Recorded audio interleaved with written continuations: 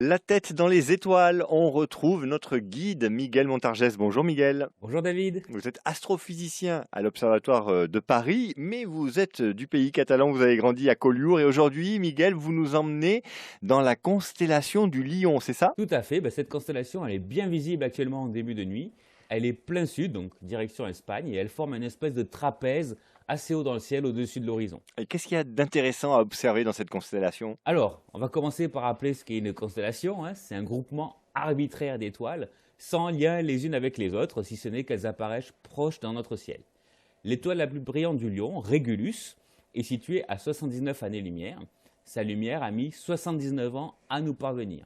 Juste au-dessus, Al-Jabba est à 1269 années-lumière, 16 fois plus loin, donc loin derrière. Et alors, qu'est-ce qu'on peut voir dans la constellation du Lion? Des galaxies, des groupements de dizaines, de centaines de milliards d'étoiles. C'est très brillant, mais c'est aussi très très loin. La dizaine de galaxies qui jalonnent le bas, donc le sud de la constellation du Lion, elles sont visibles seulement au télescope, peut-être avec de très bonnes jumelles, et elles sont situées à des dizaines de millions d'années-lumière. C'est-à-dire que c'est très très très très loin, c'est ça? Alors voilà, je sais que ces histoires d'années-lumière, ça donne toujours le vertige. Donc il faut se rappeler que notre Soleil, il est à 8 minutes-lumière. C'est 150 millions de kilomètres. On le voit tel qu'il était il y a 8 minutes. La Lune, beaucoup plus proche, est à 360 000 kilomètres, c'est-à-dire 1 seconde et demie lumière.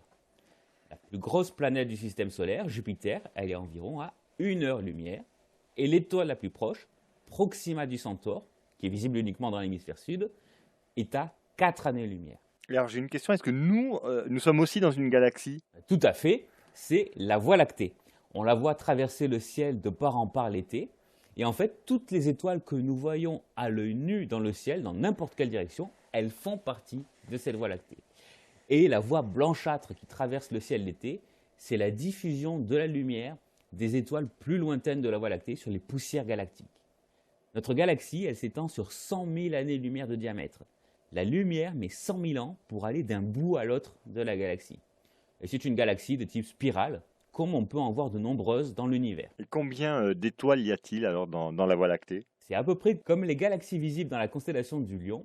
Elle contient environ 200 milliards, toutes à moins de 100 000 années-lumière de nous. Les galaxies de la constellation du Lion sont, je le rappelle, à des dizaines de millions d'années-lumière, plus de 100 fois plus loin. Et quand on les observe, on peut voir en fait ce à quoi ressemble notre Voie lactée de l'extérieur. Alors c'est incommensurable pour notre esprit et c'est pour ça qu'il vaut mieux un télescope pour regarder très très loin. Merci beaucoup, Miguel Montargès. On se retrouve la semaine prochaine, la tête dans les étoiles sur France Bleu Roussillon. À la semaine prochaine.